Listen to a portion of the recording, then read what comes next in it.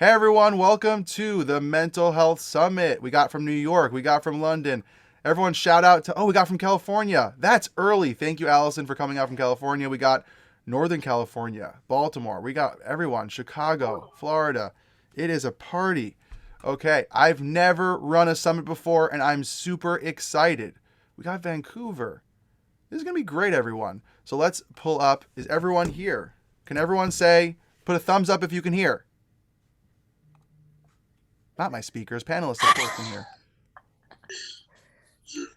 Thumbs up to all the listeners if you guys can hear. There we go. Thank you, Jen. Okay, perfect. Has everyone been listening to our wacky conversation before about how we pronounce different things like yin and y'all? You have. Oh, yes, LOL. Welcome to True People. We are real human beings. Just because we're therapists and mental health professionals, I'm going to text Chrissy Powers just to make sure that she's alive and okay. Because that's what we do for each other. Right, guys? Okay, here we go. Of course, while I'm doing this, my friend is texting me about the Spider-Man movie, because what else would we talk about except for Marvel? Did anyone see that Saturday Night Live last night? Anyone? I don't stay up that late. I don't stay up that late either, but I was up because my anxiety was going because of this. Let's be honest. And it was about like making fun of how Spider-Man caused Corona to spread. Because everyone was going. Interesting. I don't know why that's funny. Oh, the movie. The movie, sorry. I'm like, how's Spider-Man spreading COVID? And now I'm like, oh. Spider-Man is real and exists. Everyone should know. Okay, we're just texting Chrissy. Hi, Chrissy.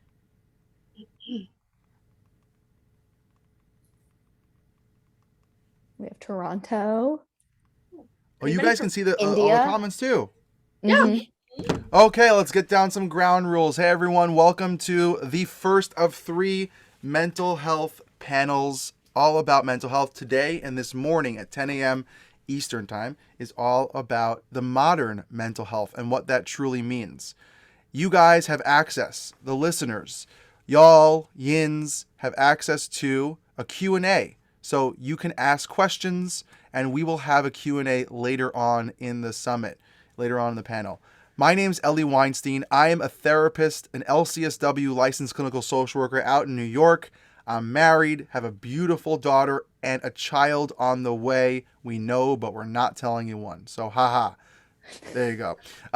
So super excited about all the things happening. And I really want to thank, first of all, my wife for taking my daughter out of the house and really helping support with love, even though I thought this was a ridiculous idea about a month and a half ago to go, I can't put together a mental health summit. But I really want to then jump into thanking all the speakers because of the Dude Therapist podcast, I've been able to connect with unbelievable people. And we just have a handful of them, and they're all amazing. And I can't wait to share and spread how awesome they are if you don't know who they are already. But you will get to know them.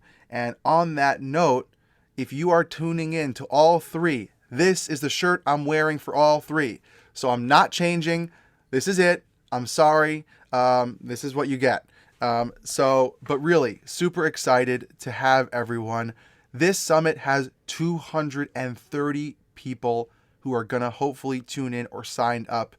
Hopefully they get a chance. But I'm going to start off because it's 5 minutes in and because I like to be on time. It's one of my things. What can I say? We already have questions coming in. I love it. We're going to get all to it. So let's first introduce all the speakers, and I'll introduce Chrissy anyways because she did say yes to coming, and we'll just see what happens. So we got Kristin Gingrich. She's a licensed clinical social worker and a certified alcohol and drug counselor in the state of Maine. It is freezing, but she's here warming our hearts. I don't know where I came with that one. That was a weird one. I didn't write that down. She currently works in community mental health as a program supervisor as well as an outpatient therapist during the week. But on the weekends, you can find her on TikTok and Instagram, killing it, breaking down the stigma of mental health by being her authentic self and sharing educational and fun content. We got Jessica Rabin, who is a licensed clinical psychologist specializing in pediatric psychology. Her clinical interests include depression, anxiety, chronic medical illness, LGBTQ plus health, and eating disorders. She has published a number of peer-reviewed research papers and a book, with her primary research interests being in the areas of positive psychology and suicide. Additionally, Dr. Jess creates mental health content on TikTok and Instagram with the goal of making mental health more accessible and relatable and destigmatizing mental health. You can see a theme here happening, everyone. A theme. Because of these two people, I started being on TikTok and I don't know what the heck I'm doing, and it's very overwhelming. I will be honest. Reels and TikTok are not my thing, but I'm trying. That's all that matters. All we can ask. All we can ask, right? We got Mary Beth Somich. She's a licensed professional counselor. She specializes in treating teens and young adults with a focus on family dynamics, relationships, anxiety, transitions, and trauma. Her graduate degrees in psychological counseling from Columbia University allows her to assess, diagnose, and treat social, psychological, and behavioral disorders and illness. And she helps so many therapists learn how to create content, make the most of social media, and help bring more awareness by spreading their ability and their access. So we have a great amount of knowledge, awesomeness in one place. Do you want me to go and hand it over to you guys to introduce yourselves, or do you think that's enough? What do you feel? Are you guys like, I'm done, I don't want to introduce myself? I think you did great, Ellie. Yeah, that was wonderful. By the way, I just created this so that you guys can say how great I am. Thank you so much. I appreciate it. I'm kidding. So let's first start with the, oh, I can live stream it? What am I doing here? I should live stream it on YouTube. It's fine. We'll make it happen next time. We're recording it. So for everyone who's listening and who's tuning in, I'm used to a normal meeting setup where I can see the people. I can't see anyone. Can you guys see anyone? It's very weird, right? Yeah. So if you want to talk or you want to just raise your hand or write something in the chat / the Q&A so we can see if you actually want to say something. How does that sound, everyone? So if everyone's ready to talk about mental health, can you just put a smiley face in the chat? All the listeners. There we go. We got smiley faces. Ooh, I love the interaction. Oh, I love it. Cool. Oh my gosh. So many. Wow, the chat's just exploding with smiley faces. Wow. Okay, so thank you for tuning in 10 o'clock this morning. Let's get right into it. Let's just jump right into Jess. Is that okay, Jess? We're going to go for you first. Sure. Well, I want to get you in because who knows when the storm's coming and knocking you out. By the way, Jess lives in a place where there is a massive storm. So hopefully for our state. Yeah. For New England, it's not massive, but for South Carolina, it's pretty big. Is. Yeah. What does it mean when we talk about the past couple of years? I don't know about you, but when I was in grad school, this concept of modern mental health was never talked about. It was a very old school thought process about what it looked like to be a therapist, how you should show up as a therapist or mental health professional. What does being a modern mental health professional mean to you? So the first thing that comes to mind is being a human first. I think in the therapy room, and I primarily work with teens and kids. So I don't know how you all were taught, but we get taught like that blank slate. Your client shouldn't know more about you, or, you have to be this objective individual. And I found that if I'm this blank slate, my teens don't want to engage in therapy. So I think in the therapy room, it means being your authentic self as a human, as well as a therapist, obviously not oversharing, crossing any boundaries, but like letting people know who you are. Like a lot of my clients, well, most of my clients know I have a kid because I went on maternity leave. Some know my musical interests because those are things that we can relate on. And then outside of the therapy room, I think it's what we all are doing here, bringing mental health to social media, hosting free summits, showing up as therapists online, but also as humans, making mental health more accessible. You did. I love that. I saw that everyone kind of nodded their head at the same time when Jess started that off. And that's why I wanted to have you guys on this specifically, because I feel like we very much agree on this idea. Now, I will say that, Kristin, I think that you have exploded more than other people on TikTok and Instagram in that way of really putting yourself out Mm-hmm. in such an aggressive, beautiful way of Mm. really just saying, here's who I am, especially with like the pill on the tongue and all that stuff that everyone's been doing is so amazing. How has that balance been from you when you're compared to your training of Mm-hmm. what you were taught to be versus what you actually are as a real therapist? Yeah, so I think my training was also really different because the two supervisors who really trained me were also what I call myself, which is a rogue social worker. I learned, like, the reason I am the way that I am is because I learned from supervisors who were just like me and really showed and said, hey, like, traditional social work, traditional therapy is really great for some people.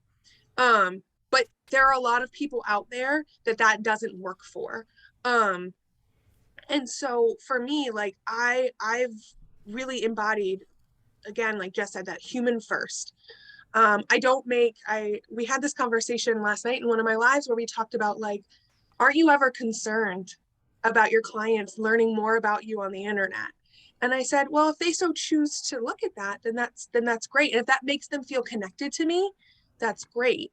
Um, but it's I find that, especially like Jess said, like with teens, with individuals who've had significant traumatic backgrounds, being real and being authentic and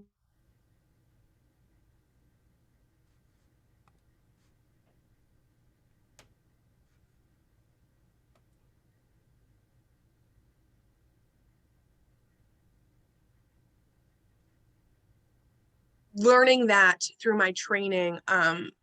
And I would say, like, even in my schooling, like, there was still some of that rogueness that was being taught, and really saying how to ethically show up with your clients, because we want to protect them. We want to make sure, like, it's not about us, because therapy is not about us as the therapist, it's about the client. And really taught me really good skills in how to balance that. I love that, and I know that I have an intern, and I've always wanted to be an educator. As an LCSW, I was super excited to finally get a CIFI, certification, and be able to truly help a young professional learn what it means to be them as a professional. Not me, not their school, not wherever they're from. And it's a scary responsibility. So, Mary Beth, with you helping therapists learn that balance, how do you help someone figure that out? Because some people are taught, like, no, stay in your lane, don't do other things, don't do this, don't do that. Boundaries, boundaries, boundaries, boundaries, protection, protection, safety, safety. Worry about what people are going to find out online. You have to change. I don't know. When I was in grad school, everyone's like, change your name on social media, add like a different thing so that no one can find you and hunt you down. But like, and I'm like, what? Should we really be afraid of our clients like that? And Mm. right, we shouldn't. So if that's being totally pushed in a educational way in grad school, how do you help therapists learn that balance of what it means to show up if they want to on social media authentically, as well as what it means in their practice? How do you help that? Yeah, so we have to like recognize that our graduate programs are looking out for themselves liability wise too. So when they're pushing like don't, just stay a blank slate, don't put yourself out there. That's from a liability perspective. It's not always what's most therapeutic and beneficial to the client. So I have a course that talks about ethics for therapists on Instagram because, like you said, modern mental health, I think it's all about accessibility for other people to be able to see you and access these resources. Relatability, right? We want to like create a relatable stomping ground for them, and then relevance, right? Like, is this relevant to your life or what? And so pushing kind of therapists into that space so that they can most therapeutically help their clients, while also, sharing with them, here's how to do this ethically. Here's how to work in like your ethics course from grad school that scared the crap out of you, like those professors. But also show up in a way that resonates with your clients and like build a successful practice and rapport with them. And it can be both. Like, it doesn't have to be this or that, black or white. Like, we tell our clients that all the time. And it doesn't have to be like that. It can be both. I don't know about you guys, but when Mary Beth just talked about the ethics course, I got like a shiver down my spine. Yeah. I don't know, right? Like, I remember the professor vividly. She was a very small woman. Like I'm 6'2", like 230. I'm like a big guy. She was like 4'9", and she put so much fear in my heart. I was so afraid of making a mistake as a therapist, and I think you're right. I think it's a protection. I don't know if you guys know this acronym, the CYA acronym, right? Cover your ass. Right? That was something that was pushed when I worked in a psych unit for 9 months. CYA, CYA. Why paperwork is so important, treatment plans, CYA. Why is diagnosis so important? CYA. Why are all these restrictive labels so important? CYA. And I think there's a part to it that's really important. Of course, there's a part that's really important for all the people who have been in therapy or are in therapy who are listening, or students or current therapists right now. We're not here to bash the therapy world. It's just understanding what it truly means. And something I wanted to ask you guys that I haven't got a chance to, because when we did our interviews on my show, it was a while before, or maybe even the beginning of COVID. It really has been a while since we've all chatted.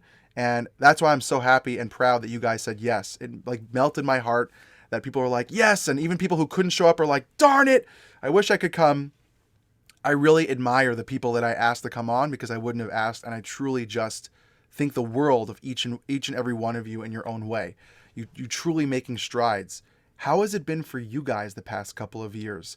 As humans, right? That's what Jess said in the beginning, right? Let's go with Kristin first, because she made that blowing her hair up in the hair. I don't have enough hair. I'm losing my hair, so I can't do it.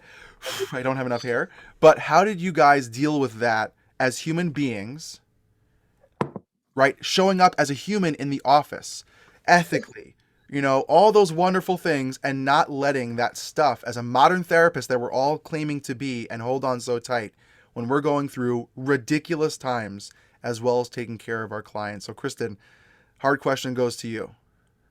I You think all have it's time again, to answer that one. That's the one that's I going for think everyone. I think it's all about like being honest. Like I was honest with my clients and saying, this is scary. This is overwhelming. Like, holy crap, what are we supposed to believe? What are we supposed to do? How are we supposed to cope? And I think for me, it really challenged as a provider, it really challenged my own self-care and my own boundaries in what I was doing, and making sure that I was really taking care of myself and acknowledging.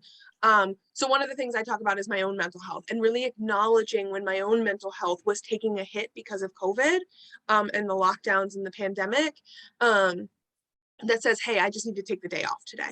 Hey, I need to step back. I need to do this. And really just acknowledging those things with my clients, because it also allowed them to say, oh, yeah, I'm not doing well either. And I think that it's been a crazy year for sure. Yeah. Okay, Maribeth, that goes to you then. Same question. Yeah. So I think at the beginning of the pandemic, therapists are essential workers, right? So I like felt this duty to show up and like almost as like a first responder type deal, because so many people were in crisis. Real. And so I was doing that and I'm someone who kind of thrives in crisis. And so I just kept going and go. I think that's like signature to therapists. So by the end of 2020, I was burnt out. I was also pregnant. So it was a lot. And thankfully, I had set myself up to have maternity leave. My daughter was born early February. And after that, I restructured and I said, she's my priority right now. And I hired some associates and I was able to look at it from more objectively and restructure. But 2020 was a really hard year for therapists, just showing up and supporting their clients like that. And I think having boundaries, eventually I got them down, but I think I was just like so ready to jump in and help that I didn't totally observe my boundaries at first. And so it was really like a work in progress for me. I love that. And Jess, of course, we're going to get to you. Don't worry. We didn't forget about you. I remember during the beginning, my wife is a dietitian and she went all telehealth. And so was I, naturally, as a therapist, right? I worked at a Medicaid Medicare clinic. And just the rules, regulations, policies was so confusing. It still is. Well, let me just mute. I think, Kristin, I think there's a backup on you. One second. Oh, here we go. Right. And that was so overwhelming because I didn't know how to protect myself and my child and my family, as well as help my clients. And we ended up jumping on a plane and flying to California where my wife's family is and like setting up shop for like 5 months. That saved me during COVID. The weather, the outdoors. I was literally doing therapy sessions in their backyard with the sun. Like that saved my mental health. If I would have been trapped in my apartment with my wife also working and my newborn child, it would have been like a 1-year-old child. It would have been a different story. And I think that a lot of times as therapists, we forget to take care of ourselves and really put ourselves not first, but just a part of the conversation. Too often we have guilt and worry that we're not taking care of our clients, and it's such a hard place to be. And Mary Beth, I wish the world considered us first responders as much as you just said. That would be a very nice thing to be considered. Maybe we'll get a cool T-shirt or something at some point. But Jess, let's turn to you. How did you deal with that as yourself, showing up for the people in your life? So like Mary Beth, I was also pregnant for the majority of 2020. My daughter just turned 1 this past week. And I think my experience was a little different because I work in a hospital. So I was in work, like physically in work the entire pandemic. Other than maternity leave, I have never not gone into work. And so in 2020, I do have outpatients. And so I did switch them to telehealth for a short period of time. And then because I live in the great state of South Carolina, we went back to in-person in like May. And so I noticed this like increase in mental health needs and a lot of anxiety. And just like Kristin kind of said, I was honest with my clients, like, yeah, I'm scared too. I don't know what this means. I don't know where this is going. I also had the added layer of working in a hospital and being pregnant.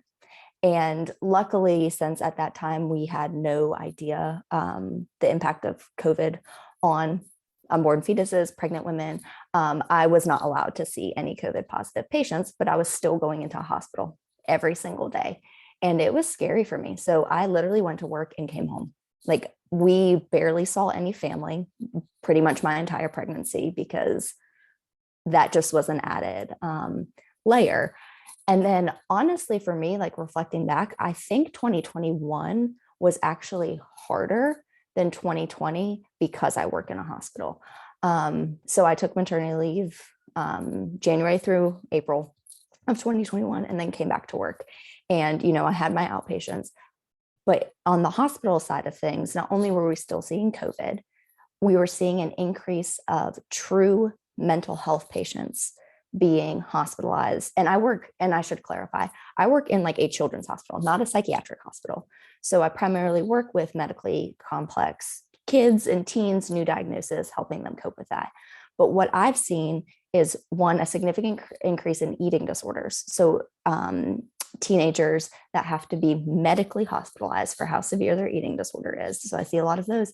And then true psychiatric patients that have nowhere to go. So they are put in the children's hospital.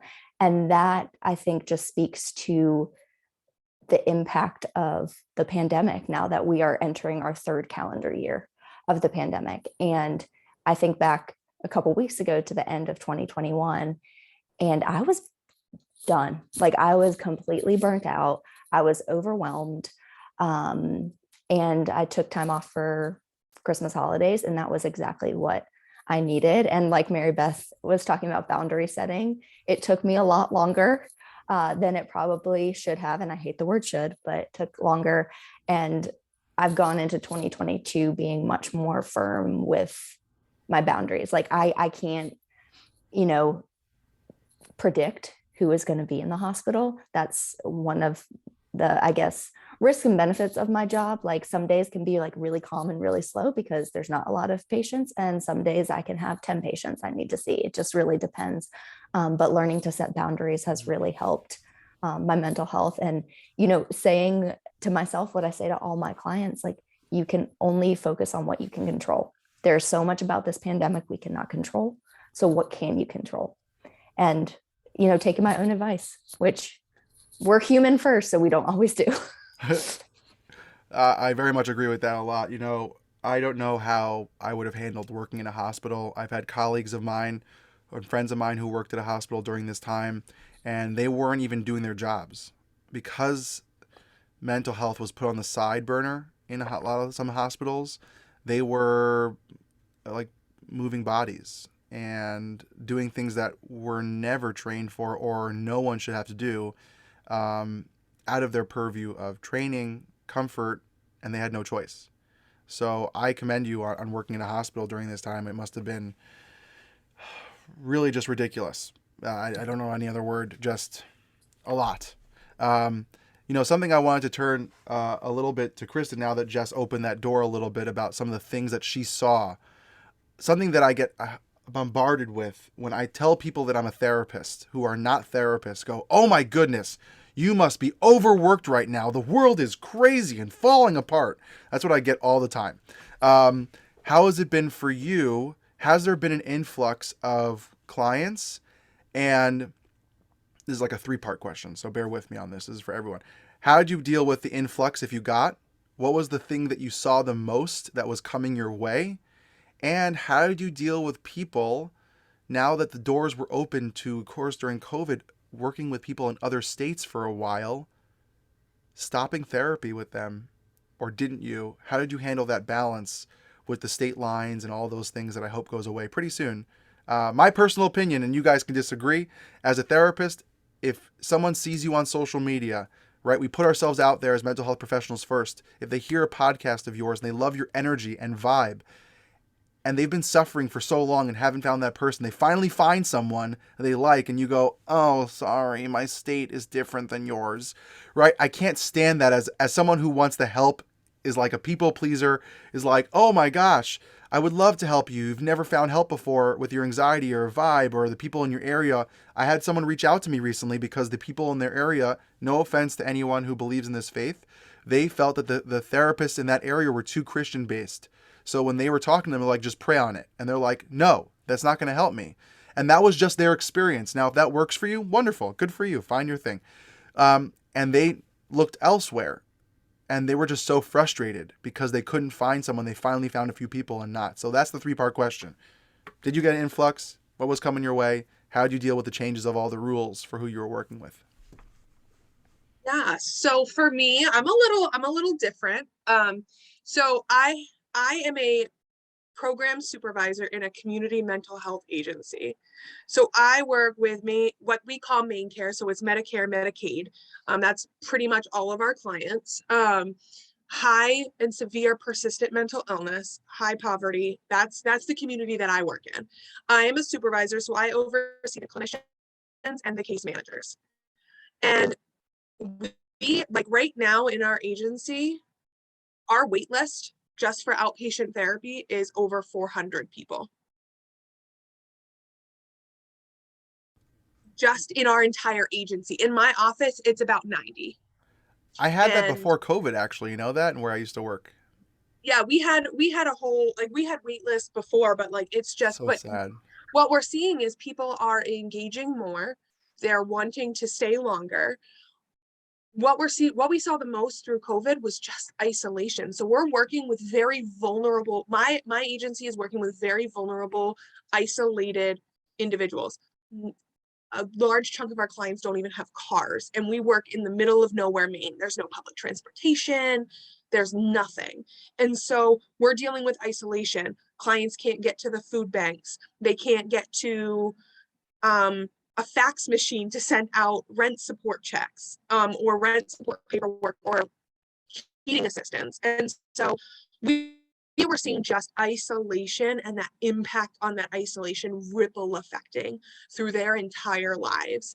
To the point that like we were still seeing some clients face to face when it was clinically necessary to get stuff done for them. and for me, like I still have a very small caseload. I have 5 clients that I still see on top of assisting all of my staff with their clients. And I really just, again, kind of like I stated before, really had to show up with my staff and really say, like, are you okay? Have you taken time off? Look at that PTO that's about to cap out. Go take time off and really do that, because it was so draining and it was so hard work for sorry, I just saw Jess's comment in the chat box. But it was such hard work through the pandemic, and I feel like I'm missing a question too. No, it's good. How did you handle the changes? Well, since you're not mostly outpatient, Mhm. my question was, I've heard from a lot of therapists, and these questions are going to go to all of you. Don't worry about the Mhm. idea of, oh, someone reached out to me from North Carolina, and I'm from New York, and but during COVID it was allowed because of all the state lines and state regulations got kind of taken away, and all of a sudden at the end of 2020, it was like, okay, stop it. And you're like, we're in the middle of work. How do you handle that? How do you explain that? How do you get around that? I know I have a little thing that I do that's in like this very gray area of mental health, but it's like also something that I don't do very often because it confuses me. So I wanted to hear from you guys what you guys do. Yeah, so the rules didn't change for us. It was, our clients had to be in the state of Maine. If we were licensed in the state of Maine, our clients had to be. And the problem is where I work right on the border of Maine and New Hampshire. And so what happened is because when we moved to telehealth, clients would have gone shopping in the town over and been like, oh my God, I forgot about our appointment. I was doing the card. I'm like, where are you? And they're like, oh, I'm in New Hampshire. And I'm like, I can't do it. You gotta drive 10 minutes. Call me back in 10 minutes when you cross over the Maine border. And they're literally like sitting on the side in the like gas station parking lot because they had to drive across the border for me to ethically sit in that seat. And we see that a lot. We saw that a lot where I'd be calling a client and they're like, oh, I'm visiting my dad in Massachusetts. And I'm like, I can't have such, and it sucks. It sucks so much because you're like, wow, you showed up today.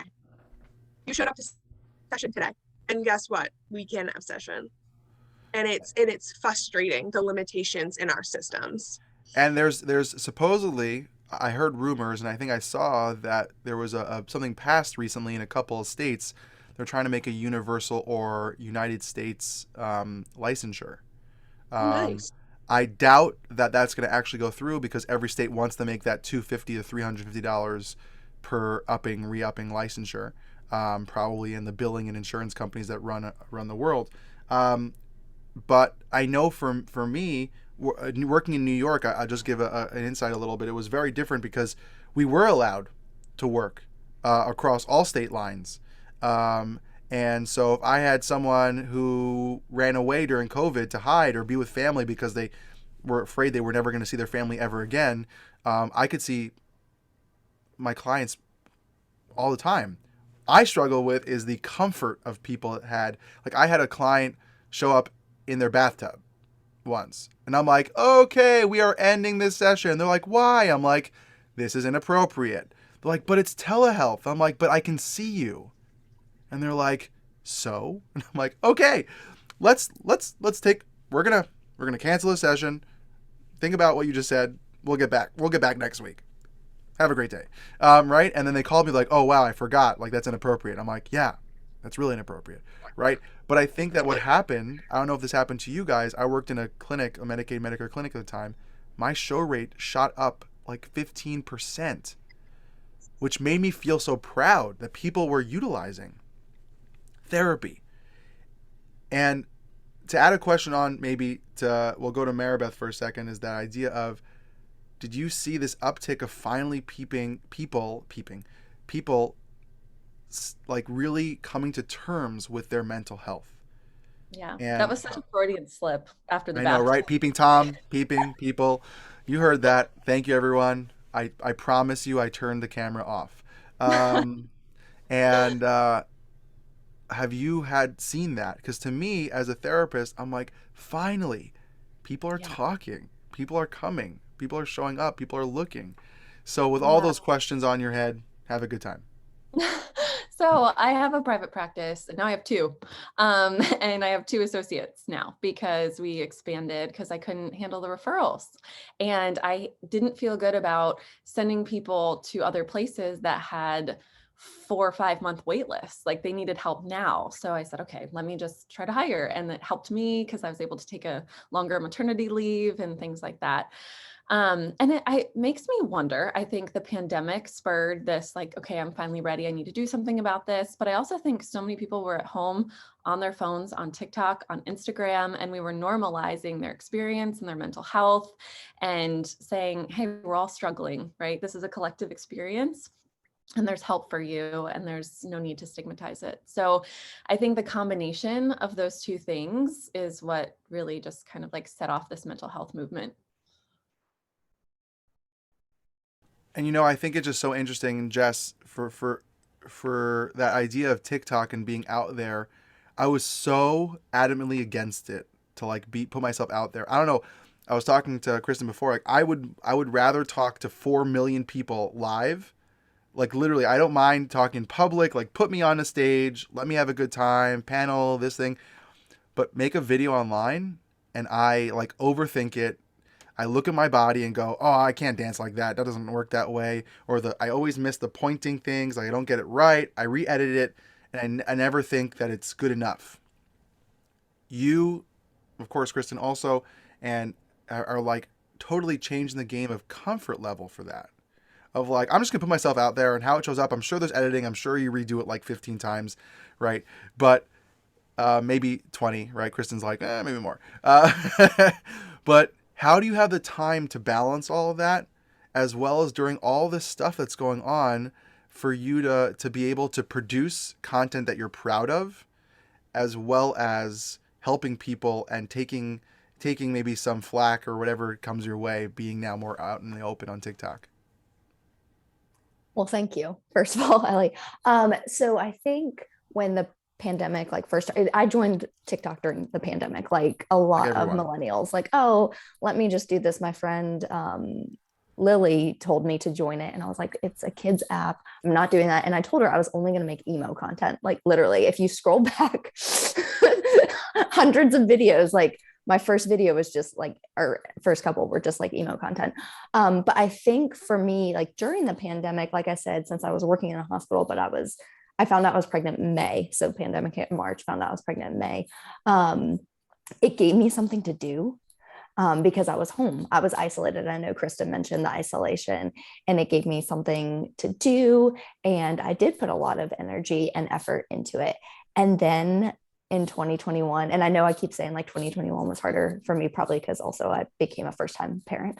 I at first was like, there's no way I can balance being a new mom and working and all of this. And I think honestly, what has helped me is letting go of expectations. So like, I don't put on makeup for the majority of my TikToks anymore. Like on the weekends, I am in sweats and leggings and a sweatshirt, and I'll make content in that.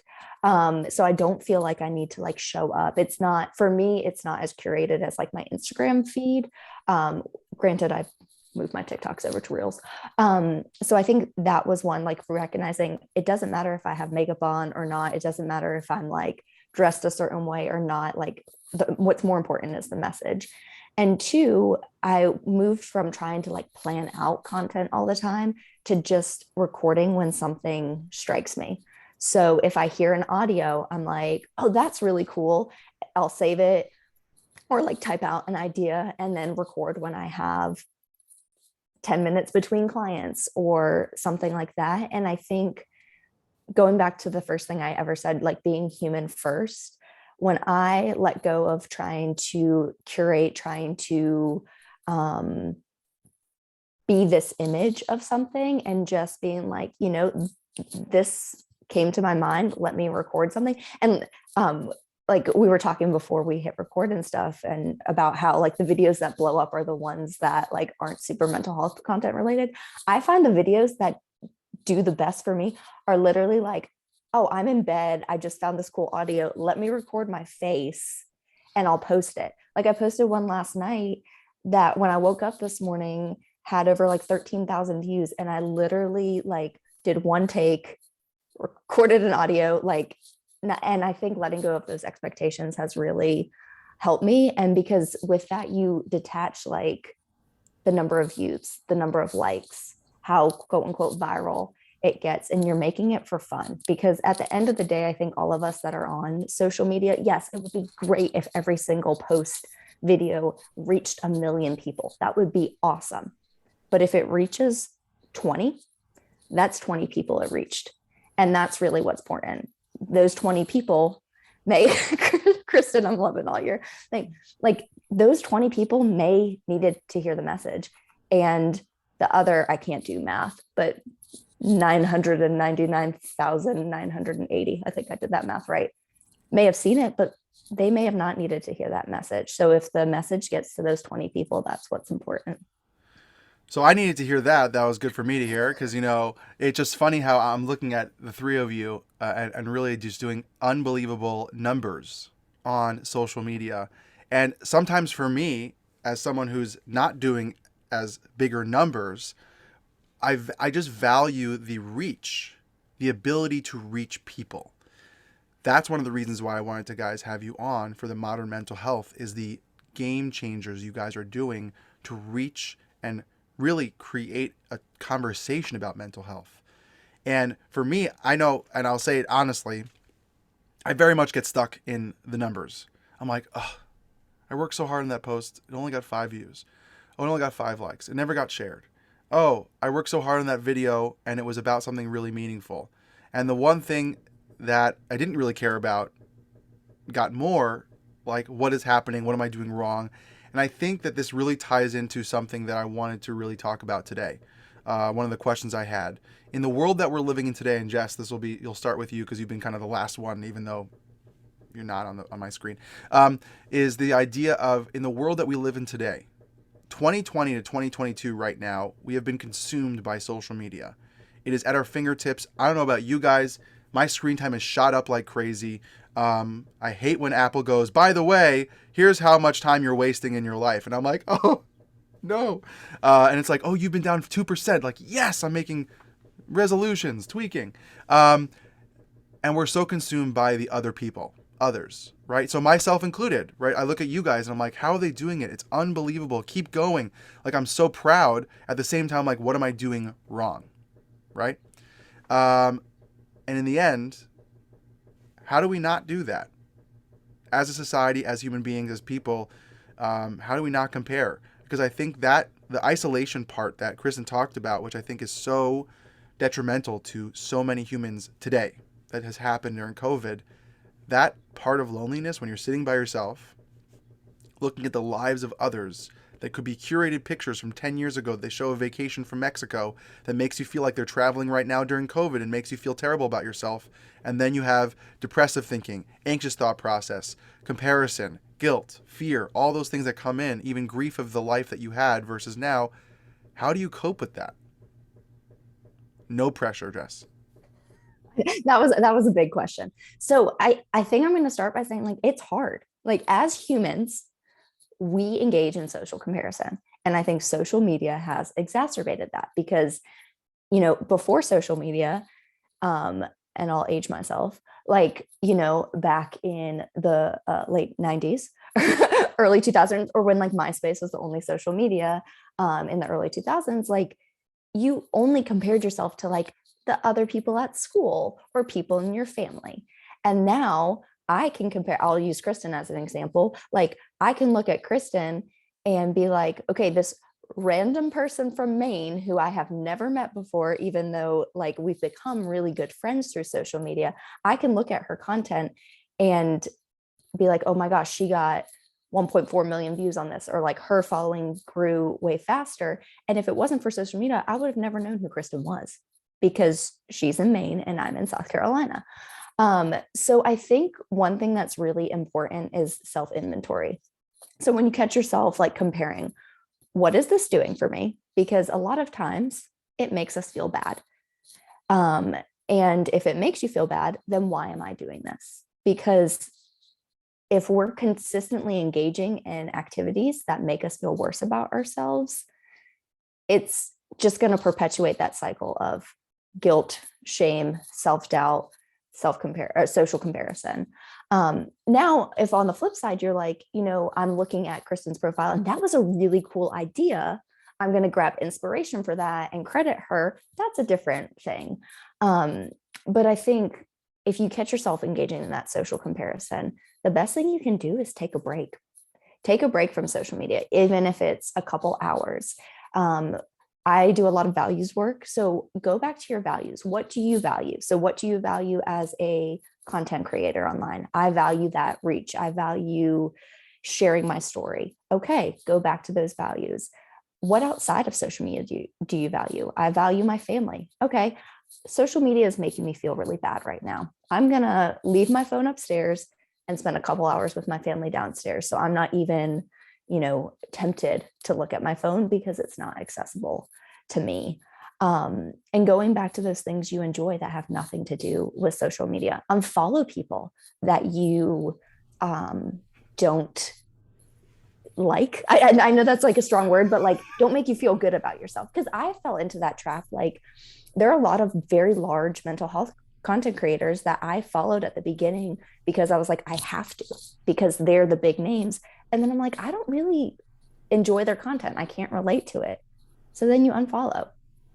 And if that makes you feel better about yourself, that's great. I love that. First of all, Kristin, I think you are the now MVP of cheerleading. You're just like getting those something that just to jump off that, Jess, and then we'll go to you, Kristin, for a second about that because Jess talked about you basically. So sorry about that. I have found, and I'm not here to bash the wellness world at all. I have found such unhealthy tips on TikTok and social media being promoted and having more followers, more reaches, and more shares and more views. And as a therapist, I have this very, maybe you guys don't feel this way. I'm like, I want to just be like, stop it. Like write on the comments, like you're really promoting unhealthy things. People who are not trained. Now, this is a struggle that we've had for years with, coaching or self-help or people who aren't specialized in relationship work, who are promoting relationship work and making millions and billions with selling books and speaking gigs and all those things, and are the big names. If you look at, Oprah checking them off as unbelievable people. By the way, Oprah, hi. If she's listening, you never know. You never know. She has people. Just saying, hey. So that to me is something that I struggle with, is that I see, and I will say this, and I'm not here, I see a lot of male, like self-help and motivational people who are speaking such ridiculous garbage and really promoting unhealthy things for either other men or other people. And it really bugs me as a human being and as a man who I don't find many male mental health professionals promoting positive, which is why I started posting, right? And then I've connected with Max Stanley and Stevan Lewis and other people who are trained, and I really connect with their content. But there are other men out there that are just not, and it really bugs me. So that's just my little thing that I just have to say, because I love when I look at social media and see people like Jess, Kristin, other people like Mary Beth posting an unbelievable post, and I'm like, oh yes, like that's inspirational. I'm gonna share that. I'm gonna maybe that's gonna inspire me to do something. And Jess, I really love that you said that. I don't post unless I'm not inspired. I used to feel that I have to post every day or else I'm gonna lose people. That was a burnout waiting to happen. But now with TikTok, I'm like, for a while I posted like a video every day because I felt inspired with certain things. And in one day I would record like 6 things that I had ideas. Or my wife's like, by the way, I think this is a cool idea. And I'm like, you're smart. Let me listen to you. And that's me texting, by the way. But then I haven't posted in a couple of weeks because I haven't been inspired to make content that I'm proud of or feel. And if it becomes a burden, why are we doing it, right? So Kristin, I want to jump to you because you were just like snapping your fingers, putting your hands up, really cheering. How do you feel about the whole social media world isolation/comparison thing that we've been talking about? Or if you want to make fun of the people that I just pointed out that are terrible human beings doing things on social media. I mean, I could do that, but we're Oh, not. wait, I'm not I'm PC. not I'm going sorry to. about that. So I'm going to quote Mama Brene Brown. And I know she got this quote from somewhere else, but comparison is the thief of joy. You know that photo that I posted on Instagram of me smiling? Well, I Snapchatted Jess a photo of me sobbing in my bed 20 minutes earlier. Like social media is a highlight reel.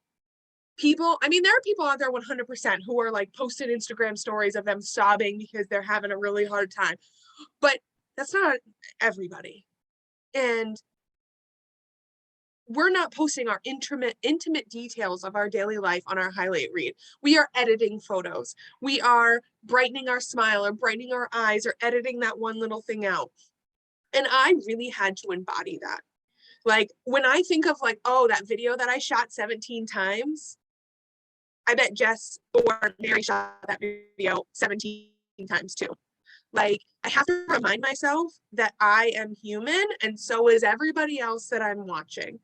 That mom who's cuddling her kids, like I did a video on Instagram yesterday or TikTok yesterday about my son.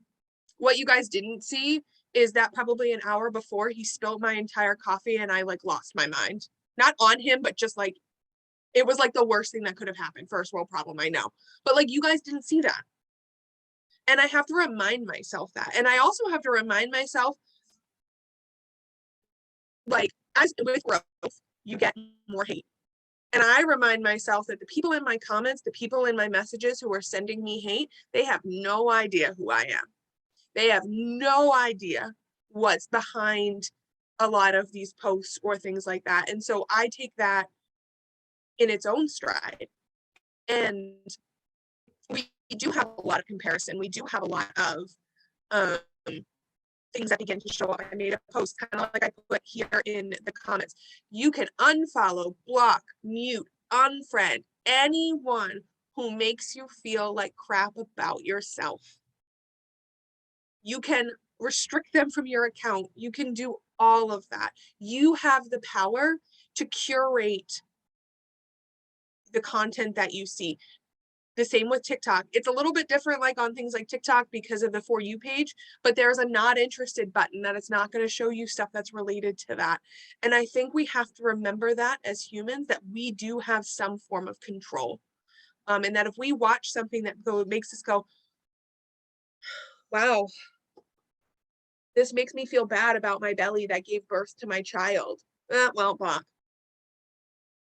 Like, I think we have to remember that we have power in that. Oh, wow. I don't know about you guys. I love that. That was unbelievably powerful. So now we get to cheer Kristin. Let's go, Kristin. Let's go. We got to do the. But I think it's super important to realize that we have power over our pages to either do content, create content. And the funny thing is that I recently posted a podcast, or I have in the past, of someone who I don't know what the result's going to be. And someone texted me, hey, did you get any hate for that post, that podcast? And I said, no, because not like I don't have crazy amount of followers. And there is a pro and con to that statement, right? Because if you're below 10,000, not a lot of people will see you, or it doesn't get promoted as much or shown on the algorithm. But once you get seen, which is really powerful as well, there comes a lot of haters for no reason other than being haters. Like you can post about dogs and they're like, what, you terrible human being, cats are the way to go. And you're like, what? I like cake. No, I like cupcakes. It's like, what is wrong? Like, calm down. Kristin, yeah? That video that I said had 17 million views of me cleaning off my car has so much hate on it. Either it's, well, why don't you have a garage? Why are you not cleaning it off with a broom? You're cleaning off, you're gonna scratch your paint. And I'm like,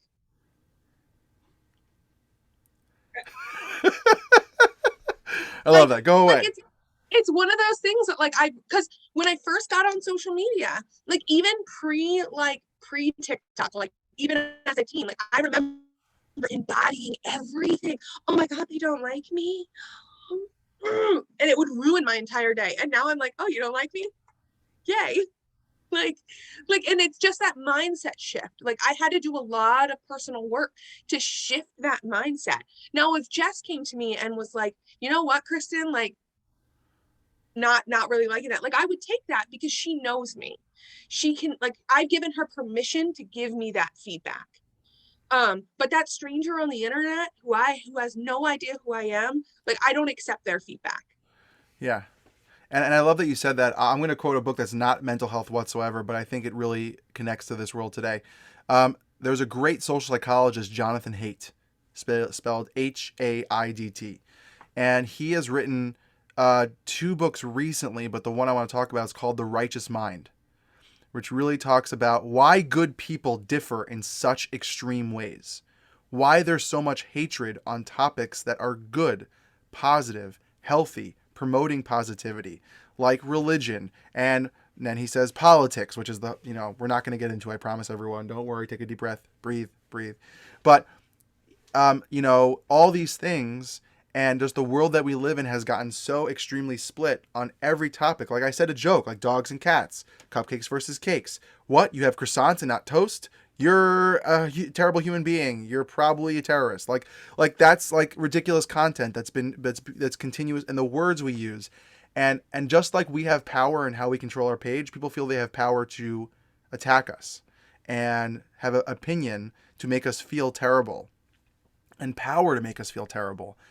And something I wanted to touch on with Maribeth, because you posted something on your page a little bit ago. Don't worry. Also take a deep breath. You posted something about the main mental health tips, the basic tips that we need to take care of ourselves. In the world today, in the last couple of minutes that we have before we get into the awesome Q&A. So everyone who's listening, if you're still there and alive, please give a thumbs up. Give a thumbs up, everyone. And start writing your Q&A in the question and answer section so that we can answer them, help work through some things. Of course, please make them not as detailed, because this is not real therapy. Just this disclaimer. This is not therapy. This is at all just a conversation to help people and to talk about mental health in an unbelievable way. You're helping others by sharing your story, experience. You are saving mental health issues from those that need to hear and be delivered. That's all you guys. Go you guys. And so in the end, Maribeth, with all the stuff that we're talking about, what are some of the basic things that people, if they haven't gone to therapy before, if they've never worked with their mental health, or they're just starting, what are those foundational things that people should start to become aware of? Those like maybe eye-opening mental health things that people should kind of be like, oh, that's a good start. Oh, this is a big question. So much pressure. Like, what's important about mental health? Well, first, I think we've become so disconnected with how we feel. We co-regulate with things like Netflix and phones and alcohol and whatever your vice is, shopping, that I think bringing it back into yourself is like some of the hardest work. And it's work that can really be helpful in therapy. But if you just notice, like the first place to start, if you just notice that when you're stressed, when you're upset, when you're having big feelings, that you're going to these things as coping mechanisms, and then you notice that maybe they're not serving you very well, they're disconnecting you from other people or supports or making you feel a certain way, that's a big sign that therapy can be so helpful for you, and a great place to start. And then I think it's just about finding those resources that are accessible in terms of therapy. I know Kristin talked about huge wait lists right now, and I think it would be great if we could kind of like pull together therapy resources at the end of this to share with people. Because there are some you want to stay away from, and then others that you don't, that are great. So yeah, I think that's a good place to start. Awesome. So we'll go with Kristin and wrap up in just like the classic thing that's been happening with the whole, I don't know, maybe it's just the blue background that's making you very like angelic. I don't know. It's like I don't know. I don't know why I said that. Sorry, Jess, that was weird. But Kristin, for you, when it comes to some of those things that you have found helpful on your journey, because I know you talk openly about your struggles with anxiety, things of being a human. I know for me, one of the things that I found so comforting was when I had my first panic attack when my daughter was born, finding other parents and other humans who were therapists, because I avoided going to therapy. I'm like, I got this. I'm a therapist. Deep breathing. I attacked myself. And then I saw other people. I'm like, oh, wait, I'm human. I forgot that. Like, duh. All that with your experience as yourself, as a human, and as a therapist, what are some of those basic things that people kind of forget of why it's so important for mental health and why modern health is so important and why we need to take care of ourselves now, like starting now with the past couple of years I've been dealing with? Yeah, I mean, I always, Oh, sorry. I unmuted you. Sorry. whoop, sorry. That was me. Um, I meant to mute myself. oh, so the reality is it'll eventually catch up with you. If you don't do it now, you'll eventually have to do it. Um, and so the issue, and so think of it, I usually describe it too as a wound. So you get a cut on your leg, right? It's not like a scrape, it's a cut. So you have one of two choices. You can either go to the doctor, get it stitched up, take care of it right away. Or you can say, I got this, I got this. Like, I'll just throw some duct tape on it, some glue. We'll be good. Like, I'll be fine.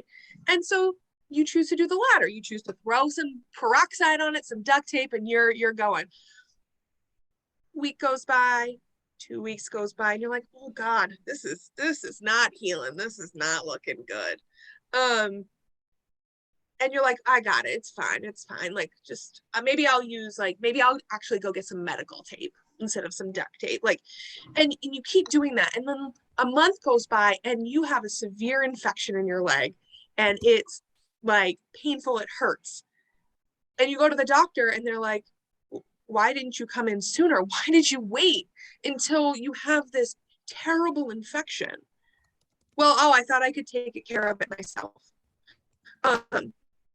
That's how mental health is. If you jump into this as soon as you sense something is up, you can kind of get ahead of that and start learning the skills before it gets to a place where you then have to do a lot of work to unlearn coping mechanisms, unlearn behaviors, all of that, instead of kind of jumping on. And I know that that's a very privileged place to sit in. I want to acknowledge that as well. That's a very privileged place to say, oh, something happened. I have the means to go get help right away. But even just the ability of acknowledging something is wrong. Like that first step is even key that says, okay, like I acknowledge that something is changing within me instead of ignoring it. Even doing those things are super helpful. You know, I love that, Kristin, and thanks for adding that last part. It's super important. I know for me, I'm a relationship specialist, so I do couples work and individual work in relationships.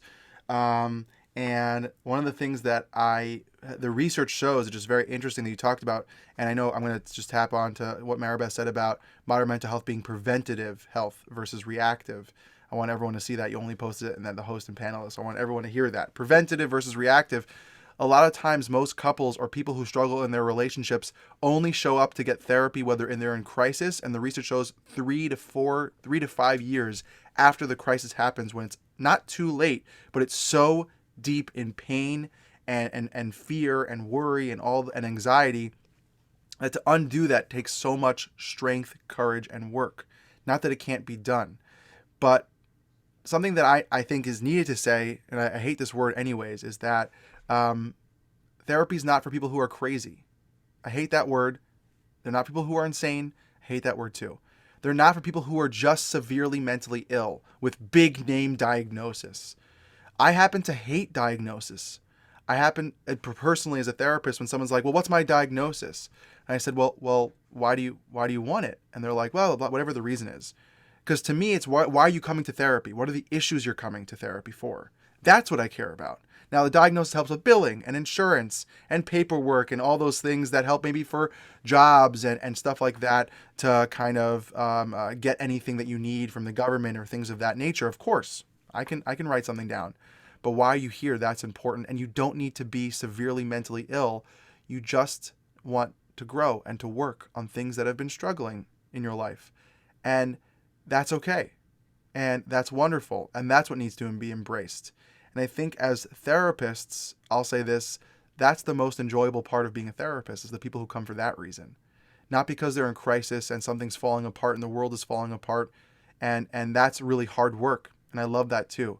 When someone shows up who's like, you know what, I was thinking yesterday, I'm not doing so great, I really want help. And you're like, yes, come in, let's go, let's do it.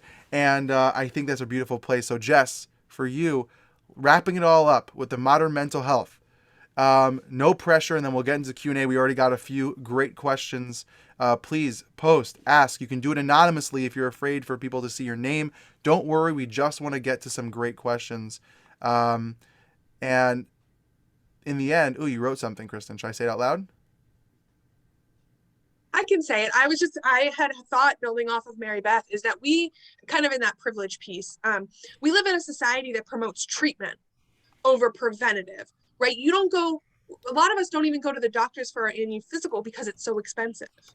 Like our society tells us you only go to the doctor when things are really bad. Mm-hmm. And I even still have that thought process. I've been fighting a sinus infection for 3 weeks. Do you think I've gone to the doctor? No. But like, we so much hold treatment over prevention. And so what we're here as kind of on TikTok and Instagram and these kind of modern therapy is promoting prevention over treatment. We're no problem doing treatment, 100% no problem, but like building those skills first, so that this idea of treatment when something gets so bad or so big, we don't ever have to get to that point.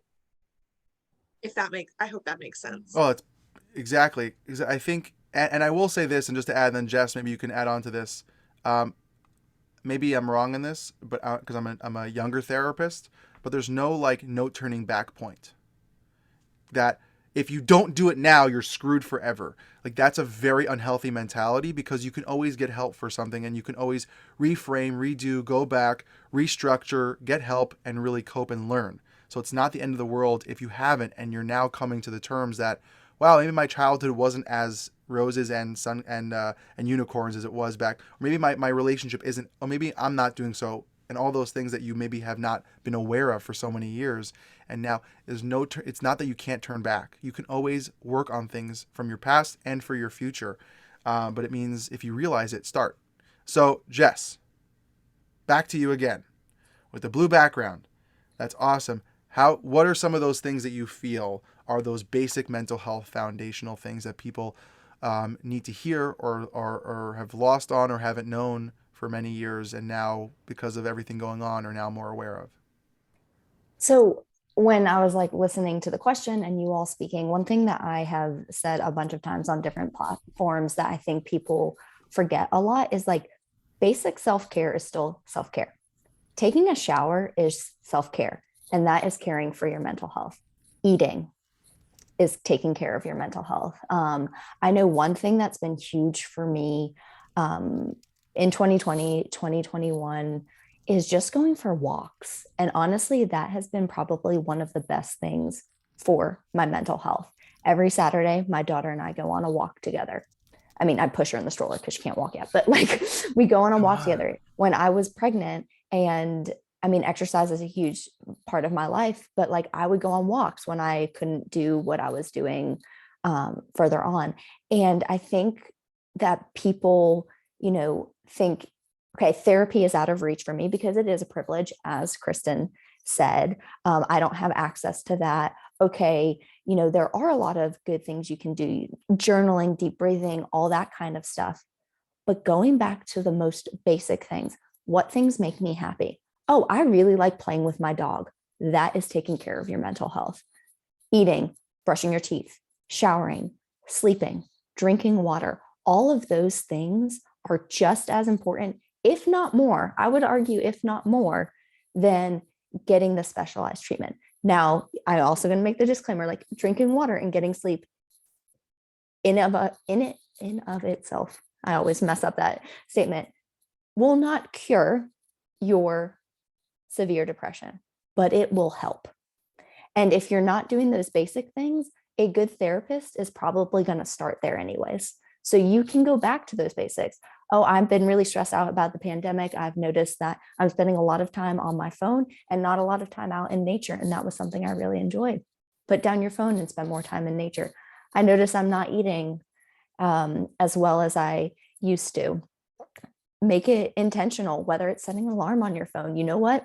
I'm going to set alarms to make sure I eat 3 meals a day. All of those things are taking care of your mental health. It doesn't have to be this huge thing.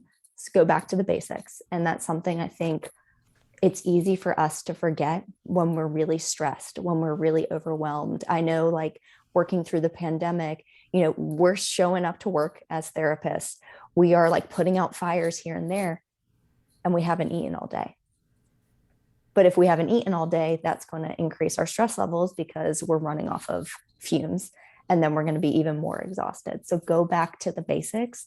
And if all you did today was get out of bed, eat twice, and maybe washed your face, you're still doing something for your mental health. I love that. Basically, thank you for calling me out. Last week, I worked till from I think it was 10 to 4. I went, oh, I didn't eat lunch today.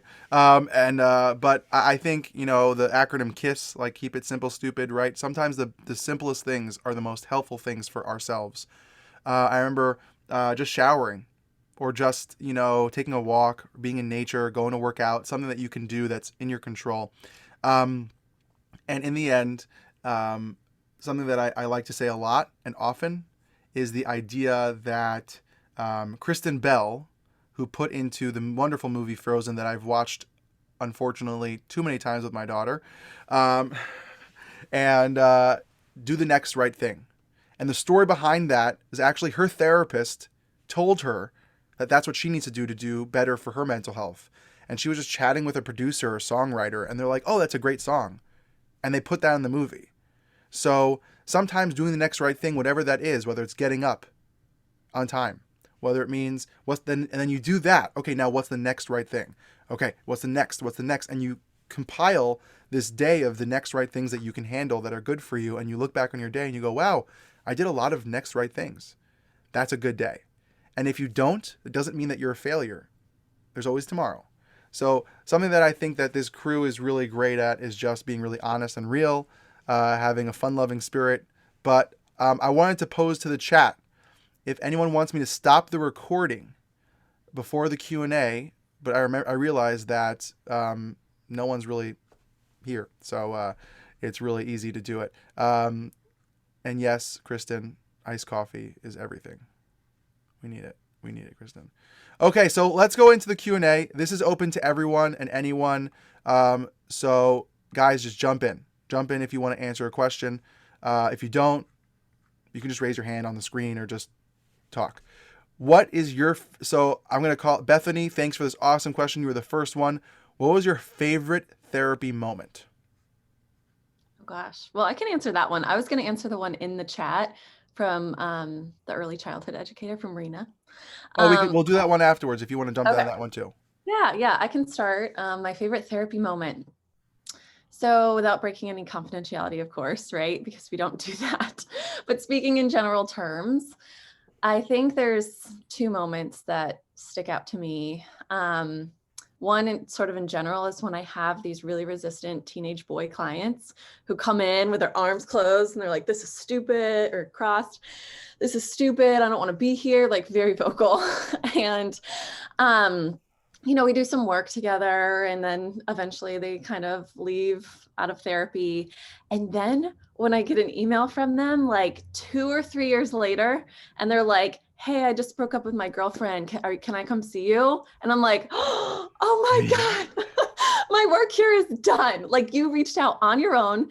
You're like 18, 19, 20 years old now. This wasn't your parents. And you recognized that, like, I could help you, or you need help with your mental health, or like, that is just the most rewarding thing. And then the other is when I have clients who have been kept from having really hard conversations with their families, and then they're able to finally have them. And sometimes they're just so excited, they will call me and want to talk about it, like outside of session even. And there's boundaries around that, of course, but just like the level of excitement and relief, and just, it's like, I get chills. It's awesome. So, I love that. And something that I just want to read the question that you wanted to answer, and then we can get to you guys if you want to answer that question. That the question someone asked was that she's an early childhood educator. Teaching this year has been extremely harmful for her mental health. Can you give some tips for talking to supervisors about needing to make changes at work due to her mental health? She says, I feel like because of the staffing shortages, there really isn't a lot of our supervisors can do. So I'm looking for tips on how to bring up those mental health challenges in our teaching work, when in reality, there isn't much they can do. So Maribeth, you said you wanted to tackle that one. Yeah, Good this luck. one. Go for So it. I'm a family systems, family dynamic therapist. And this one like screamed systems to me, because it sounds like that narrative that you always want to watch out for of it's always been that way. That's just the way it is. And that can be the most toxic narrative that there is. That is a huge red flag when people come in my office and they say that, well, I can't do that because that's just the way it is.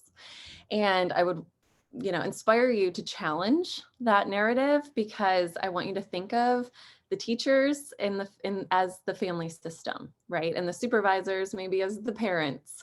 And just when you come together as a family and multiple people in that system make changes, that's how you move the needle. So thinking about, what do you feel like would help your mental health the most?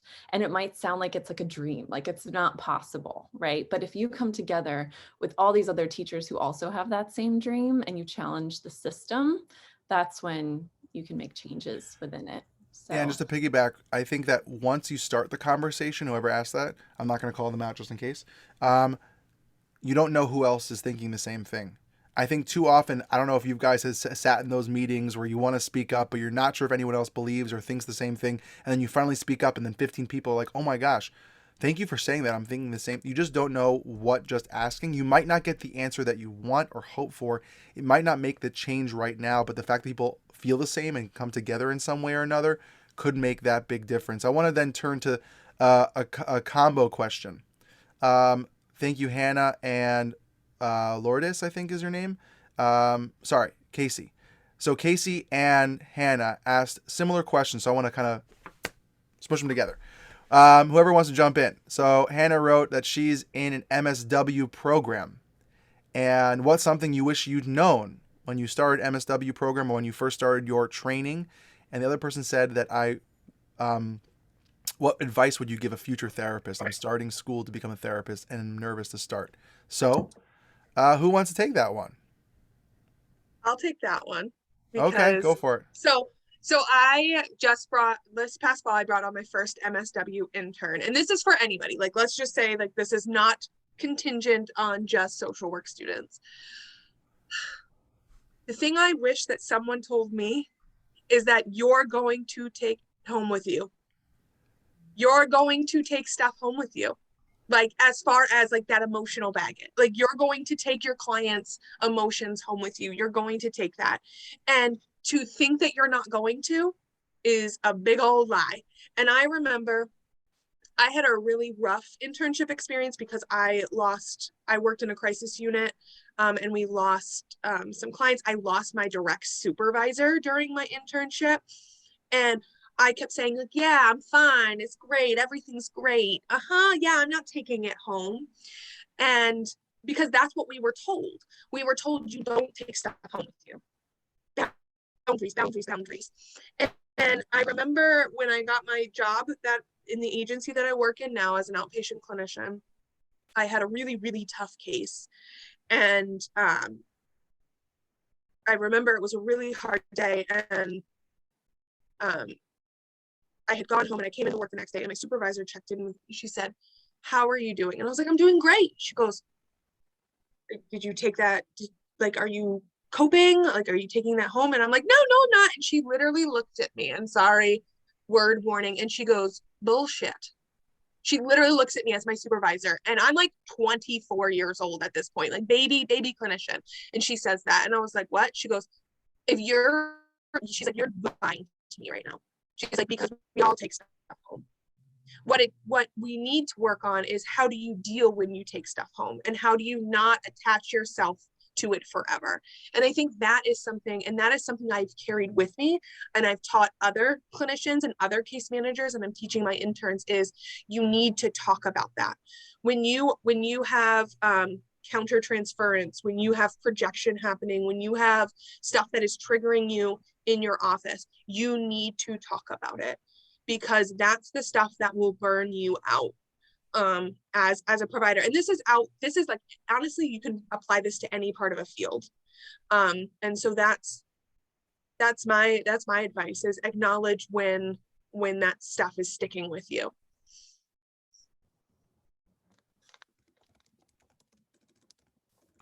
Or You were Jess. muted, Ellie. Or Okay. Jess. Yeah, so Kristen, I totally agree with you. I still take stuff home years into it. So two things came to mind about like what I wish I knew. One, you are not going to know everything, and that is okay. Because I think there is this like, you're in school, you're learning all of these things, you do your internship, and you're like, yeah. And then you go out on your own and you're like, I should know everything. And you go that first, at least for me, first day being like licensed and everything. And I was like, I know nothing. Like, I don't know how to do therapy. And I mean, a lot of that is imposter syndrome. But like, you're going to continuously need to learn. So, I mean, I got my PhD. So I was in graduate school for 6 years, like 6 years of schooling. And there is still a ton of stuff I don't know. And that is okay. And with that, imposter syndrome is a thing and you are going to experience it. But that's why you have supervisors. That's why you have colleagues. I mean, like Kristen and I have talked on here just kind of about the friendship we formed. I've reached out to Kristen for consultation on individuals I've had before. Like I just like text her or call her and like, I have no idea what to do. Help me. And so it's okay not to know everything. And then the second thing that actually came up when Kristen was talking that comes up a lot for me just in the work I do, because I do work in a children's hospital with medically complex individuals. Grad school does not prepare you for how to grieve when you lose a client to death. And that is a hard pill I have had to swallow because given my area of specialty, like, I mean, and I shared this on TikTok, in the week before Christmas, I lost 2 patients that week to death. And it's a very, I don't want to say very common thing, but a relatively common thing in the work I do. I was never taught, and I have everybody I've taught to has never been taught how to grieve the loss of a client, because it is very different than grieving the loss of a friend or family member, because there's confidentiality. You don't go to the funeral. I know some therapists do. I do not. I personally do not go to the funeral of my clients because there is that confidentiality, and it's a whole different process than grieving. And my hope is that a lot of people don't lose clients, but the reality is it is a thing that we go through. And that was something that I was not prepared for. And I wish, even just knowing like, this is something you don't learn, this is something you're going to have to learn on your own, would have been helpful for me. You know, right now I'm supervising an intern, and it's just an interesting thing for me to then reassess and go back to when I was a student, what I would want to know, and really think about the basics of things that I haven't thought about because I'm so in being a therapist and not an educator or a supervisor. And one of the hardest things that I've had to teach my intern is the idea that you don't know everything and you're not going to be prepared. No matter how much training you get or what, if you do CBT, DBT, ACT, you know, EFT, whatever letters, or you do have workbooks up the wazoo to give your clients, you're not going to know everything and you're never going to know everything. And that's something you need to live with and be okay. And that's a truth about therapists. For anyone who's listening, we are not perfect. We are not gods. We don't know every answer to every question in the world. We are humans who have faults and things that make us beautiful because of that.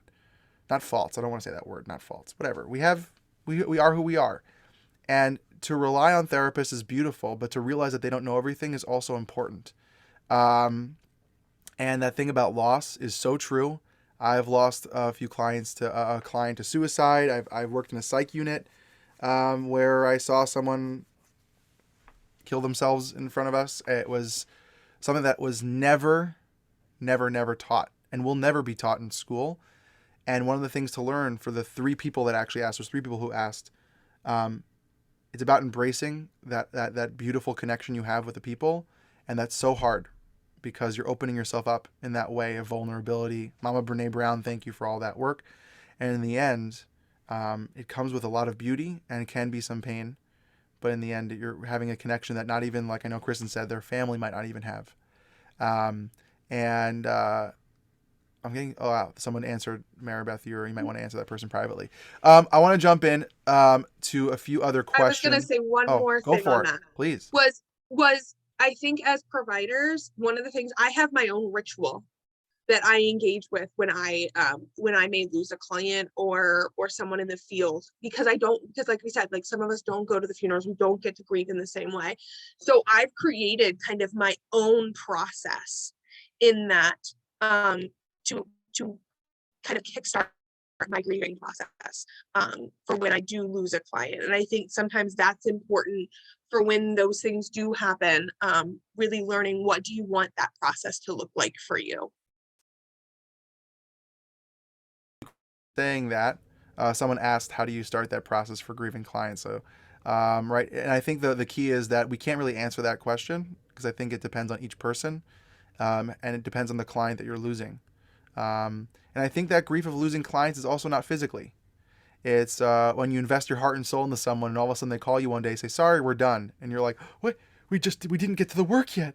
Oh my gosh, you're my favorite client, right? Yes, we have favorite clients. We don't say it out loud. Okay. It's the truth. But it's just an interesting world that we're in. Oh yes, or the ghosting clients. Yes, Kristin, very much so. Something I want to touch in is that a few people asked this idea to Kristin and Jess more, the idea of what it's like to blow up on social media and how it feels to have an impact on a huge, bigger scale than just, there you go, Kristin, turtle it up, hide in the turtle shell. How it feels to really have a bigger impact on a mental health stage than just your work where you're at. It's nuts. It's nuts. It's nuts. I don't know if anybody, one of the things they're like, oh my God, I want you as a therapist, like you'd be awesome. And I'm like, I bet you $20 you'd hate me. Like I always it's so weird because I still see myself like I'm just a person. Like someone called me TikTok famous the other day and I was like, what? No. And so like it's one of those things, like I'm still just a person that like goes to their 9-to-5 job every day, who makes and packs their kids lunch every morning. Like it's so weird. I got recognized in public for the first time and I was like, they like came up to me in the Target parking lot and like, oh my God, I don't mean to be a creep, but I follow you on TikTok. And I was like, my social self wanted to like crawl into a hole. Like it's weird. It's amazing. And I love that I get to share. And like, I have people who message me every day. I started therapy because I found your account. I set boundaries with one of my things is setting boundaries with mama trauma over here. Like, I set boundaries with my mom, or I set boundaries with my parents. I, actually used a coping skill instead of doing this. Like, there's also a piece that is so freaking amazing about this platform, but also really weird. You know, not that I know this, but my favorite celebrity ever, who I would die if I met, is Will Smith. Funny story. When I first started on the psych unit, a client came up to me and said, oh my gosh, I knew you looked familiar. And I said, oh yeah? They said, you're related to Will Smith and Barack Obama. And I was very confused because you can see who I am. I am a white Jewish guy from New York. I would love to be related to them. They seem like wonderful human beings. And I said, what makes you think that? And they go, oh, you have the same ears. So we're ear twins. Obama and Will Smith and myself are ear twins. It's like that Friends episode with the hand twin. You know, that's me. I sit there in the bathroom checking.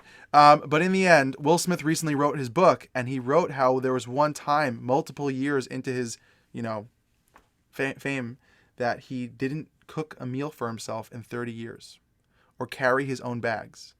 And I was like, wow, you are not a human. Like, you're that famous that you're not living your life. I want to jump to a few other questions. Sorry, Jess. I know you probably have things to talk about. Maybe you can write it in the chat.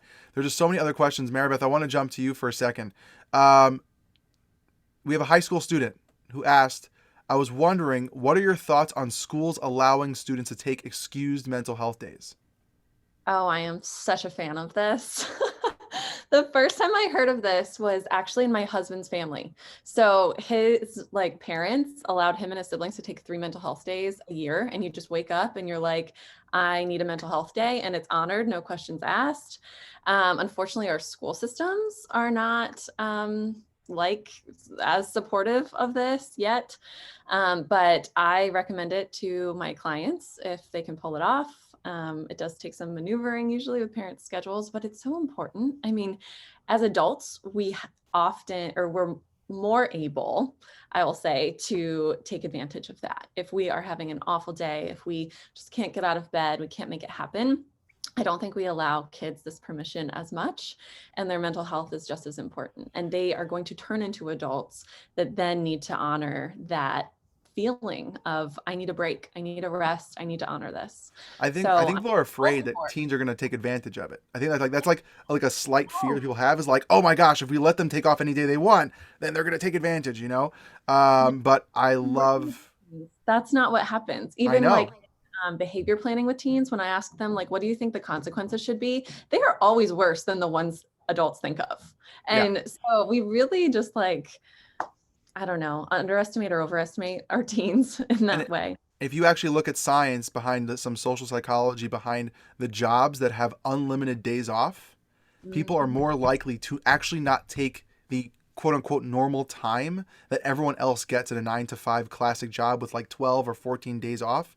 They don't take it because they feel guilty, actually, and they feel that if they take it, it's bad, and they want to get their work done. So the science shows the opposite, that when someone has unlimited days off, they rarely take the amount of days that are actually normal. I want to jump into a few things. A therapist question, right, about being a therapist. I don't want to take too much time because no one can listen for an hour and a half, but you guys are amazing, so you stay as long as you want. We're up until 2 hours. If anyone wants to stay, panelists want to leave, have to go to the bathroom, do your thing, leave, be human, please.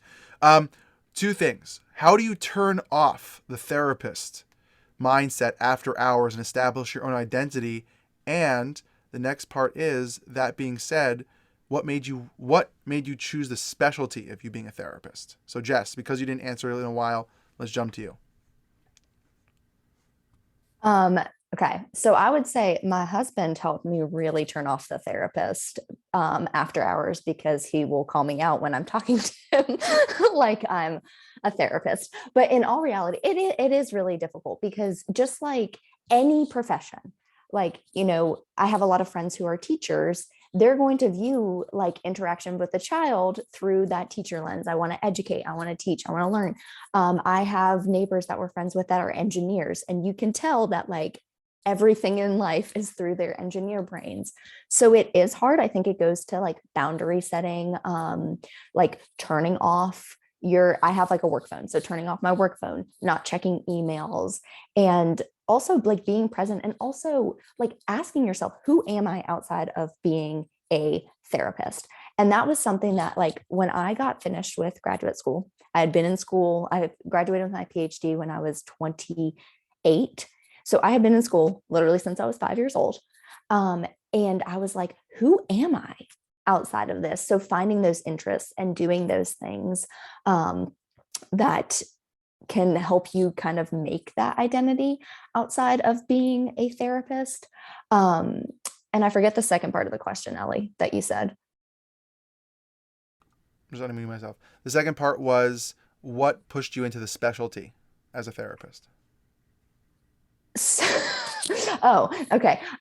So when I went to get my PhD, I actually didn't think I was going to do clinical work. I got my PhD because I thought I wanted to do research and teach.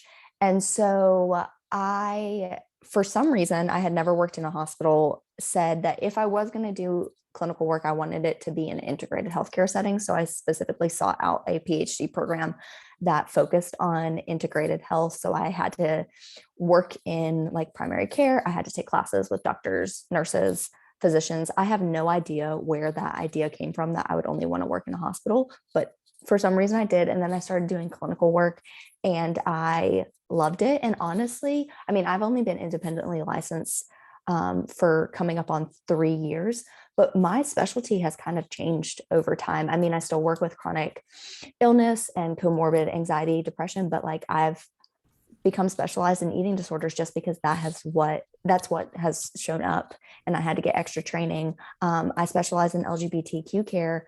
That didn't happen until my internship, and then living in South Carolina, there are very few affirming providers. So I am one of the only individuals that is actually trained in LGBTQ healthcare. So I wish I had this like great That's a great story, answer. but it's kind of just like what showed up and what I found I was passionate about. But I think, Jess, that I know we don't have that much time left and I want to get to some other questions, is that the idea, Jess, that you're saying is that as a young therapist or as a going through training, you might come in expecting that this is what I want to be, and be open to opportunities that might come up. Because I know I've had colleagues of mine when they were in grad school, they're like, I'm going to be a school counselor, a school psychologist, school therapist. And they got there and they're like, heck no, I'm not doing that. And other people wanted to be in, some more intensive treatment, and they tried it and went, sorry, not for me. I always thought, and no offense to anyone there, that I wanted to work with teens the rest of my life. I love teenagers. I worked with teenagers in a youth organization. Loved it. It was my drive. As a therapist, I struggle with it because of the parents. So I said, you know what? This just takes too much of my energy and drains me and stresses me out more than I can handle. I need to take limited clients that are teenagers and take more adults. And now that I've fallen into this wonderful category of relationship specialist and getting trained in that, I love couples and I love relationship work that I didn't think I would. And you just need to be open, and you can rebrand yourself and find a new passion 5, 10, 15, 20 years into your career. I don't know about you guys, but I plan on doing this for the rest of my life till I'm in maybe not my 80s, hopefully I retire, but maybe my 60s and 70s, of being that old therapist that people like have been with for like 30, 40 years. Please don't do that. But in the end, that's something that can always adjust. So don't feel that once you niche yourself, I don't know the word, that you can change. So let's jump to Maribeth for a second. Ooh, I have so many questions. We're going to wrap up in about 5 minutes. 2 questions. What are your favorite coping strategies when it comes to being extremely overwhelmed with COVID, school, family, and dealing with all of them at the same time? I mean, gosh, can I be real? Like, I struggle with that right now. Like all those things. Yeah, it's a lot of moving parts. I think I myself feel overwhelmed. And someone mentioned countertransference, like this pandemic being a huge recipe for that between therapists and their clients. And absolutely. I mean, maybe I have more coping skills on the top of mind because of my training than the average person, perhaps. But it doesn't always mean that I use them every time. So I would say, I mean, think about the things, to Jess's point a while ago, like what brings you joy? Can you reconnect to that? Because I think that the pandemic has sucked that out. And at the beginning of the pandemic, no, I think it was like January 2020. I don't like New Year's resolutions, but I like intentions. And so I made a list of like, what would bring me joy this year? One of the things on it was like, go to a balloon festival, like so random. And they got canceled because of the pandemic. But there were other like really little things on there that I was still able to do. And I found myself going back to that list and being really thankful that I had it. So I mean, that's just one idea, but thinking about what brings you joy individually. And then was there a second part to that question? Okay. Someone just asked me something personal, not a bad way. They see that I'm a religious Orthodox Jew, and they asked, how do you keep religion out of your sessions? So I want to just touch upon this super quick. It's a good question, and then tie it into just maybe beliefs, political beliefs, personal beliefs.